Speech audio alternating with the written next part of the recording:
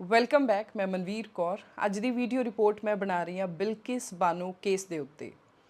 Bilkis Bano gang rape case ਦੇ ਵਿੱਚੋਂ 15 ਅਗਸਤ ਸਾਲ 2022 ਇਸੇ ਸਾਲ ਜਦੋਂ 75ਵਾਂ ਆਜ਼ਾਦੀ ਦਾ ਅੰਮ੍ਰਿਤ ਮਹਾਉਤਸਵ ਮਨਾਇਆ ਜਾ ਰਿਹਾ ਸੀ, ਉਸ ਸਮੇਂ 11 ਕਨਵਿਕਟਸ ਜੋ ਉਮਰ ਕੈਦ ਦੀ ਸਜ਼ਾ ਭੁਗਤ ਰਹੇ ਸੀ, Bilkis Bano gang rape case ਦੇ ਵਿੱਚ ਉਹਨਾਂ ਨੂੰ ਰਿਹਾਈ ਦੇ ਦਿੱਤੀ ਗਈ ਸੀ। ਕੇਸ ਕੀ ਸੀ? ਮਾਮਲਾ ਇਹ ਸੀ ਕਿ ਬਿਲਕਿਸ ਬਾਨੋ ਦੇ ਪਰਿਵਾਰ ਦੇ ਜੀਆਂ ਤੇ 2002 ਦੇ ਗੁਜਰਾਤ ਦੰਗਿਆਂ ਦੇ ਵਿੱਚ ਜੋ ਮੁਸਲਿਮ ਵਿਰੋਧੀ ਦੰਗੇ ਸੀ, ਉਹਨਾਂ ਦੇ ਵਿੱਚ ਬਿਲਕਿਸ ਬਾਨੋ ਦਾ ਕੇਸ ਉਹਦੇ ਪਰਿਵਾਰ ਦੇ 14 ਮੈਂਬਰਸ ਨੂੰ ਮਰਡਰ ਕੀਤਾ ਗਿਆ, ਜਿਨ੍ਹਾਂ ਵਿੱਚੋਂ 8 ਮਾਈਨਰ ਸੀ।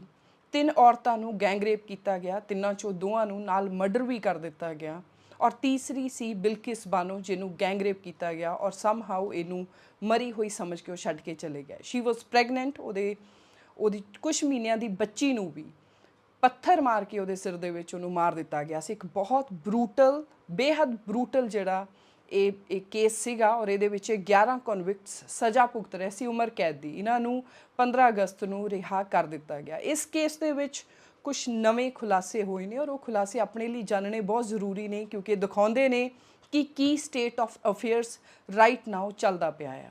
ਇਸ ਮਸਲੇ ਦੇ ਉੱਤੇ ਅਗਰ ਤੁਸੀਂ ਪੂਰੀ ਅੰਡਰਸਟੈਂਡਿੰਗ ਲੈਣਾ ਚਾਹੁੰਦੇ ਹੋ ਤਾਂ ਇੱਕ ਵੀਡੀਓ ਮੇਰੀ ਪੁਰਾਣੀ ਇਹਦੇ ਵਿੱਚ ਪਈ ਹੋਈ ਹੈ, ਉਹਦਾ ਮੈਂ ਲਿੰਕ ਵੀ ਡਿਸਕ੍ਰਿਪਸ਼ਨ 'ਚ ਤੁਹਾਨੂੰ ਦੇ ਦਾਂਗੀ, ਤੁਸੀਂ ਉਹਨੂੰ ਜ਼ਰੂਰ ਸੁਣਨਾ। ਇਹ ਕੇਸ ਗੁਜਰਾਤ ਸਟੇਟ ਦੇ ਨਾਲ ਸੰਬੰਧਿਤ ਹੈ ਔਰ ਜਦੋਂ ਇਹ 11 ਕੈਦੀਆਂ ਨੂੰ ਛੱਡਿਆ ਗਿਆ ਸੀ, ਉਸ ਸਮੇਂ ਇਹ ਕਿਹਾ ਗਿਆ ਸੀ ਕਿ ਗੁਜਰਾਤ ਸਰਕਾਰ ਦੀ ਜੁਰਿਸਡਿਕਸ਼ਨ ਦਾ ਇਹ ਮਾਮਲਾ ਸੀ ਔਰ ਗੁਜਰਾਤ ਸਰਕਾਰ ਨੇ, ਕਿਉਂਕਿ ਕੈਦੀਆਂ ਦਾ ਗੁੱਡ ਬਿਹੇਵੀਅਰ ਸੀ, ਇਸ ਕਰਕੇ ਉਹਨਾਂ ਨੂੰ ਰਿਹਾ ਕਰ ਦਿੱਤਾ ਗਿਆ।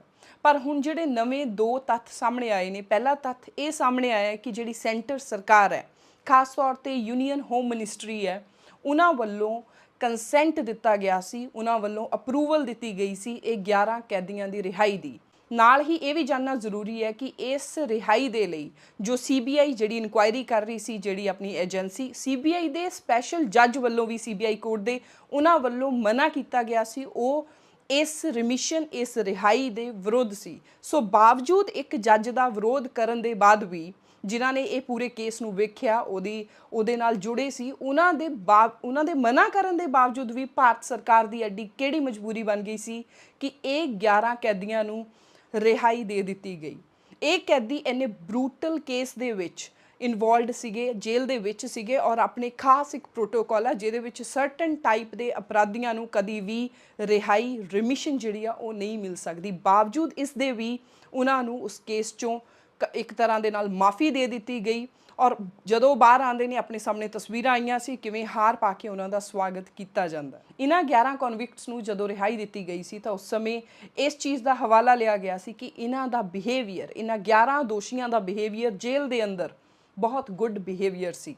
ਸਿਰਫ ਗੁੱਡ ਬਿਹੇਵੀਅਰ ਦੇ ਉੱਤੇ ਇਹਨਾਂ ਨੂੰ ਰਿਹਾ ਕਰ ਦਿੱਤਾ ਗਿਆ। ਪਰ ਹੁਣ ਕੁਝ ਤੱਥ ਸਾਹਮਣੇ ਆਏ ਨੇ। ਉਹ ਤੱਥ ਇਹ ਕਹਿੰਦੇ ਨੇ ਕਿ ਜਦੋਂ ਇਹਨਾਂ ਦੇ ਵਿੱਚੋਂ 2 ਆਦਮੀ ਜਿਹੜੇ ਜਿਨ੍ਹਾਂ ਦੇ ਵਿੱਚੋਂ ਇੱਕ ਤਾਂ ਉਹੀ ਹੈ ਜਿਹਨੇ ਖੁਦ ਪਟੀਸ਼ਨ ਪਾਈ ਸੀ ਆਪਣੀ ਸਜ਼ਾ ਮਾਫੀ ਦੀ, ਉਹ ਜਦੋਂ ਪੈਰੋਲ ਦੇ ਉੱਤੇ, ਸਜ਼ਾ ਦੇ ਦੌਰਾਨ ਫਰਲੋ ਪੈਰੋਲ ਦੇ ਉੱਤੇ ਜੇਲ੍ਹ ਤੋਂ ਬਾਹਰ ਆਏ ਹੋਏ ਸਨ, ਉਸ ਸਮੇਂ ਵੀ ਉਹਦੇ ਉੱਪਰ ਇੱਕ ਐਦਾਂ ਦਾ ਪਰਚਾ ਦਾਇਰ ਹੋਇਆ ਸਾਲ 2020 ਦੇ ਵਿੱਚ, ਜਿਹਦੇ ਵਿੱਚ ਇੱਕ ਔਰਤ ਦੀ ਆਊਟਰੇਜ ਆਫ ਮੋਡੈਸਟੀ ਦਾ ਚਾਰਜ ਉਹਦੇ ਉੱਤੇ ਲੱਗਾ। ਐਦਾਂ ਦੇ ਅਪਰਾਧ ਹਜੇ ਵੀ ਉਹ ਜੇਲ੍ਹ ਦੇ ਵਿੱਚੋਂ ਬਾਹਰ ਆ ਕੇ ਵੀ ਕਰ ਰਿਹਾ ਸੀ। ਉਹਦੇ ਨਾਲ ਇੱਕ ਹੋਰ ਬੰਦਾ ਜਿਹੜਾ ਇਸੇ 11 ਕਨਵਿਕਟਸ ਦੇ ਵਿੱਚ ਆਉਂਦਾ, ਉਹਦਾ ਨਾਮ ਵੀ ਸ਼ਾਮਿਲ ਸੀ। ਤਾਂ ਇਹਦਾ ਮਤਲਬ ਕਿ ਕੀ ਸਰਕਾਰ ਜਾਂ ਜਿਹੜੀਆਂ ਉਹ ਪੈਨਲ ਬਣਿਆ ਜਿਹਨੇ ਉਹ ਸਜ਼ਾ ਦੀ ਰਿਮਿਸ਼ਨ ਕਰਨੀ ਸੀ, ਉਸ ਪੈਨਲ ਦੇ ਵਿੱਚ ਜ਼ਿਆਦਾਤਰ ਬੀਜੇਪੀ ਦੇ ਨਾਲ ਜੁੜੇ ਹੋਏ ਲੋਕ ਆਗੂ ਹੀ ਸਨ, ਕਿ ਉਹਨਾਂ ਨੇ ਇਸ ਚੀਜ਼ ਨੂੰ ਗੁੱਡ ਬਿਹੇਵੀਅਰ ਮੰਨਿਆ। ਇੱਕ ਹੋਰ ਅਪਡੇਟ ਜੋ ਇਹਨਾਂ 11 ਦੋਸ਼ੀਆਂ ਦੇ ਨਾਲ ਜੁੜੀ ਹੋਈ ਆ ਉਹ ਇਹ ਸੀ ਕਿ ਜਦੋਂ ਇਹ ਜੇਲ੍ਹ ਦੇ ਵਿੱਚ ਸੀਗੇ, ਇਹ 14 ਸਾਲ ਦੇ ਅਪਰੋਕਸੀਮੇਟਲੀ ਇਹਨਾਂ ਨੇ ਜੇਲ੍ਹ ਦੇ ਵਿੱਚ ਸਮਾਂ ਕੱਟਿਆ, ਉਹਦੇ ਵਿੱਚੋਂ ਇਹਨਾਂ ਨੂੰ ਕਿੰਨੀ ਵਾਰੀ ਪੇਰੋਲ ਐਂਡ ਫਰਲੋਜ਼ ਮਿਲੀਆਂ ਨੇ ਔਰ ਜੇਲ੍ਹ ਦੇ ਵਿੱਚੋਂ ਇਹ 1000 ਦਿਨ, 1500 ਦਿਨ, 1300 ਦਿਨ ਜਾਂ ਕੋਈ 900 ਦਿਨ ਤੱਕ ਜੇਲ੍ਹ ਤੋਂ ਬਾਹਰ ਰਹੇ ਨੇ। ਮਤਲਬ ਕਿ 4-4 ਸਾਲ, 3-3 ਸਾਲ, 2-2 ਸਾਲ ਇਹਨਾਂ ਨੂੰ ਜੇਲ੍ਹ 'ਚੋਂ ਬਾਹਰ ਰਹਿਣ ਦਾ ਮੌਕਾ ਆਰਾਮ ਦੇ ਨਾਲ ਮਿਲਦਾ ਰਿਹਾ। ਔਰ ਜਿਸ ਸਮੇਂ ਇਹ ਕਨਵਿਕਟਸ ਜੇਲ੍ਹ ਤੋਂ ਬਾਹਰ ਸੀ, ਜਿਨ੍ਹਾਂ ਨੂੰ ਸਰਕਾਰ ਨੇ ਇਹ ਕਹਿ ਕੇ ਛੱਡਿਆ ਕਿ ਇਹਨਾਂ ਦਾ ਬਿਹੇਵੀਅਰ ਗੁੱਡ ਸੀ, ਗੁੱਡ ਬਿਹੇਵੀਅਰ ਸੀ, ਦੈਟ ਇਜ਼ ਵਾਈ ਇਹਨਾਂ ਨੂੰ ਰਿਮਿਸ਼ਨ ਦਿੱਤੀ ਜਾਂਦੀ, ਇਹਨਾਂ ਦੀ ਸਜ਼ਾ ਮਾਫ ਕੀਤੀ ਜਾਂਦੀ ਆ। ਉਹਨਾਂ ਵੱਲੋਂ ਗਵਾਹਾਂ ਨੂੰ ਧਮਕਾਇਆ ਜਾਂਦਾ ਹੈ ਤੇ ਨਾਲ ਹੀ ਆਊਟਰੇਜ ਆਫ ਮੋਡੈਸਟੀ ਵਰਗੇ ਕੇਸ ਵੀ ਇਹਨਾਂ ਦੇ ਉੱਤੇ ਦਰਜ ਹੁੰਦੇ ਨੇ। ਹੁਣ ਇੱਥੇ ਜਿਹੜੇ ਗਵਾਹ ਨੇ ਜਾਂ ਇਹ ਜਿਹੜਾ ਪੂਰਾ ਕੇਸ ਸੀਗਾ ਇਹ ਗੁਜਰਾਤ ਦੰਗਿਆਂ ਦੇ ਨਾਲ ਜੁੜਿਆ ਹੋਇਆ ਕੇਸ ਸੀਗਾ। ਸੋ ਇੱਕ ਤਰ੍ਹਾਂ ਦੇ ਨਾਲ ਗੁਜਰਾਤ ਦੰਗਿਆਂ ਦੇ ਪੀੜਿਤ ਸੀਗੇ ਉਹਨਾਂ ਨੂੰ ਵੀ ਧਮਕਾਉਣ ਦੀਆਂ ਕੋਸ਼ਿਸ਼ਾਂ ਇਹ ਜਿਹੜੇ ਕਨਵਿਕਟ ਸੀਗੇ ਜਦੋਂ ਪੇਰੋਲ ਐਂਡ ਫਰਲੋ ਤੇ ਆਉਂਦੇ ਸੀ ਤਾਂ ਇਹਨਾਂ ਵੱਲੋਂ ਕੀਤੀਆਂ ਗਈਆਂ ਨੇ। ਬਾਵਜੂਦ ਇਸ ਦੇ ਵੀ ਰਿਹਾਈ ਹੁੰਦੀ ਹੈ 15 ਅਗਸਤ 2022 ਨੂੰ 75 ਵਰੇ ਆਜ਼ਾਦੀ ਦੇ, ਭਾਰਤ ਦੀ ਆਜ਼ਾਦੀ ਦੇ, ਔਰ ਜਿਹੜਾ ਅੰਮ੍ਰਿਤ ਮਹੋਤਸਵ ਇੱਕ ਬਹੁਤ ਵੱਡਾ ਸੈਲੀਬ੍ਰੇਸ਼ਨ ਕੀਤੀ ਗਈ ਸੀ ਭਾਰਤ ਦੀ ਮੌਜੂਦਾ ਸਰਕਾਰ ਵੱਲੋਂ। ਬਿਲਕਿਸ ਬਾਨੋ ਦੇ ਇਸ ਕੇਸ ਨੂੰ ਅਗਰ ਆਪਾਂ ਇੱਕ ਪਰਸਪੈਕਟਿਵ ਤੋਂ ਪਾਰਟਿਕੂਲਰ ਦੇਖੀਏ ਤਾਂ ਇਹ ਇੱਕ communal violence and hate crime ਦਾ ਇੱਕ ਬਹੁਤ ਵੱਡਾ ਕੇਸ ਸੀਗਾ।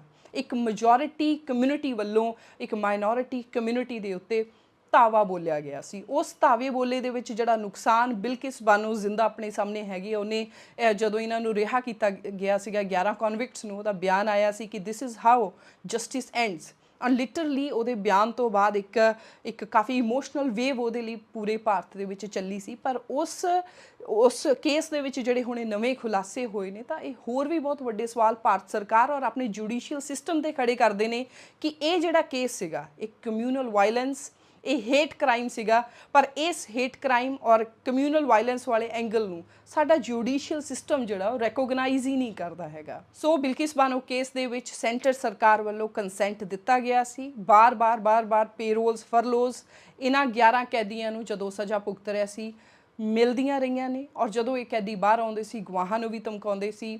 ਪਲੱਸ ਔਰਤਾਂ ਦੇ ਪ੍ਰਤੀ ਵੀ ਇਹਨਾਂ ਦਾ ਕ੍ਰਾਈਮ ਜਿਹੜਾ ਆ ਪਰਚਾ ਸਾਹਮਣੇ ਆਇਆ 2 ਜਾਣਿਆਂ ਦੇ ਉੱਤੇ। ਸੋ ਕਿਤੇ ਵੀ ਗੁੱਡ ਬਿਹੇਵੀਅਰ ਦੀ ਪਰਿਭਾਸ਼ਾ ਦੇ ਵਿੱਚ ਇਹ ਫਿੱਟ ਨਹੀਂ ਹੁੰਦਾ ਕਿ ਉਹਨਾਂ ਨੂੰ ਰਿਹਾਈ ਦੇ ਦਿੱਤੀ ਜਾਵੇ ਆਊਟ ਆਫ ਦਾ ਲਾਈਨ ਜਾ ਕੇ। ਸੋ ਇਸ ਵੀਡੀਓ ਨੂੰ ਆਪਣੇ ਲਈ, ਪੰਜਾਬੀਆਂ ਲਈ ਸਮਝਣਾ ਬਹੁਤ ਜ਼ਰੂਰੀ ਹੈ। ਇਹਦਾ ਕਾਰਨ ਇਹ ਵੀ ਹੈ ਕਿਉਂਕਿ ਆਪਣੇ ਪੰਜਾਬ ਦਾ ਇੱਕ ਬਹੁਤ ਵੱਡਾ ਮਸਲਾ ਹੈ, ਬਹੁਤ ਵੱਡਾ ਇਸ਼ੂ ਹੈ ਬੰਦੀ ਸਿੰਘਾਂ ਦੀ ਰਿਹਾਈ। ਨਾਟ ਓਨਲੀ ਪੰਜਾਬ ਦਾ, ਇਹ ਬਿਯੋਂਡ ਪੰਜਾਬ ਤੋਂ ਬਾਹਰ ਦਾ ਵੀ ਹਰ ਇੱਕ ਲਈ ਕੰਸਰਨ ਹੈ ਕਿਉਂਕਿ ਹਿਊਮਨ ਰਾਈਟਸ ਉਹਦਾ ਇੱਕ ਮਸਲਾ ਹੈ। ਕਿਉਂਕਿ ਬੰਦੀ ਸਿੰਘਾਂ ਨੇ ਜਿੰਨੀ ਉਹਨਾਂ ਨੂੰ ਸਜ਼ਾ ਹੋਈ ਸੀ ਉਸ ਤੋਂ ਵੱਧ ਦਾ ਸਮਾਂ ਜੇਲ੍ਹਾਂ ਦੇ ਵਿੱਚ ਉਹਨਾਂ ਨੇ ਭੁਗਤ ਲਿਆ, ਔਰ ਕਦੀ ਵੀ ਇੱਦਾਂ ਦੇ ਕੰਸੈਸ਼ਨਸ, ਪੇਰੋਲ ਐਂਡ ਫਰਲੋਜ਼ ਵਾਲੇ ਉਹਨਾਂ ਨੂੰ ਬੰਦੀ ਸਿੰਘਾਂ ਨੂੰ ਨਹੀਂ ਮਿਲਦੇ ਹੈਗੇ। ਸੋ ਉਸ ਰਿਹਾਈ ਦੇ ਮਸਲੇ ਦੀ ਜਦੋਂ ਆਪਾਂ ਗੱਲ ਕਰਦੇ ਹਾਂ ਤਾਂ ਇਹੋ ਜਿਹੇ ਜਦੋਂ ਕੇਸ ਆਉਂਦੇ ਆ ਤਾਂ ਇੱਕ ਕੰਪੈਰੀਜ਼ਨ ਜਿਹੜਾ ਬਹੁਤ ਨੈਚੁਰਲੀ ਆਉਂਦਾ ਹੈ ਕਿ ਜਿਹੜੇ ਗੈਂਗ ਰੇਪ ਦੇ ਕਨਵਿਕਟਡ ਸੀਗੇ, ਜਿਨ੍ਹਾਂ ਨੇ ਇੰਨੇ 14 ਮਰਡਰ ਕੀਤੇ ਸੀ on the line of communal violence, ਉਹਨਾਂ ਨੂੰ ਰਿਹਾਈ, ਉਹਨਾਂ ਤੇ ਤਰਸ ਕਰਕੇ ਰਿਹਾਈ ਕਰ ਦਿੱਤੀ ਜਾਂਦੀ ਹੈ। 11 ਅਕਤੂਬਰ ਨੂੰ ਭਾਈ ਰਾਜੋਆਣਾ ਜੀ ਦੇ ਕੇਸ ਦੇ ਵਿੱਚ ਜੋ ਸੁਣਵਾਈ ਸੁਪਰੀਮ ਕੋਰਟ ਦੇ ਵਿੱਚ ਹੋਈ ਹੈ, ਉੱਥੇ ਸੁਪਰੀਮ ਕੋਰਟ ਨੇ ਸੈਂਟਰ ਦੀ ਸਰਕਾਰ ਨੂੰ ਕਿਹਾ ਵੀ ਤੁਸੀਂ ਆਪਣਾ ਜਵਾਬ ਜ਼ਰੂਰੀ ਆ ਦਾਖਲ ਕਰੋ, ਕੀ ਜਵਾਬ ਆ। ਪਿਛਲੀ ਤਰੀਕ ਤੇ ਕਿਹਾ ਸੀ ਪਰ ਸਰਕਾਰ ਨੇ 11 ਅਕਤੂਬਰ ਨੂੰ ਫਿਰ ਇਹੀ ਗੱਲ ਕਹੀ ਕਿ ਕਿਉਂਕਿ ਨੈਸ਼ਨਲ ਸਿਕਿਉਰਿਟੀ ਦਾ ਮਸਲਾ ਹੈ, ਕਿਉਂਕਿ ਪੰਜਾਬ ਦੇ ਵਿੱਚ ਹਾਲਾਤ ਠੀਕ ਨਹੀਂ ਆ, ਇਸ ਕਰਕੇ ਅਸੀਂ ਕੋਈ ਵੀ ਜਵਾਬ ਦੇਣਾ ਹਜੇ ਵਾਜਿਬ ਨਹੀਂ ਸਮਝਦੇ। ਭਾਈ ਰਾਜੋਆਣਾ ਦੇ ਕੇਸ ਦੇ ਉੱਤੇ ਉਹਨਾਂ ਨੂੰ ਫਾਂਸੀ ਦੀ ਸਜ਼ਾ ਹੋ ਚੁੱਕੀ ਸੀ ਅਨਾਉਂਸ, ਪਰ ਉਹਨੂੰ ਬਾਅਦ ਵਿੱਚ ਬਦਲ ਦਿੱਤਾ ਗਿਆ ਸੀ ਉਮਰ ਕੈਦ ਦੇ ਵਿੱਚ। ਪਰ ਉਹਦੇ ਤੇ ਇੱਕ ਪਟੀਸ਼ਨ ਆ ਜਿਹਦੇ ਵਿੱਚ ਕੇਂਦਰ ਸਰਕਾਰ ਨੇ ਇਸ ਰਵੱਈਏ ਦੇ ਨਾਲ ਜਵਾਬ ਦਿੱਤਾ ਆ। ਸੋ ਇਸ ਵੀਡੀਓ ਨੂੰ ਸ਼ੇਅਰ ਕਰਨਾ ਬਹੁਤ ਜ਼ਰੂਰੀ ਹੈ ਤਾਂ ਕਿ ਵੱਧ ਤੋਂ ਵੱਧ ਲੋਕਾਂ ਤੱਕ ਇਹ ਇਨਫੋਰਮੇਸ਼ਨ ਜਿਹੜੀ ਆ ਪਹੁੰਚ ਸਕੇ। Thank you so much for watching.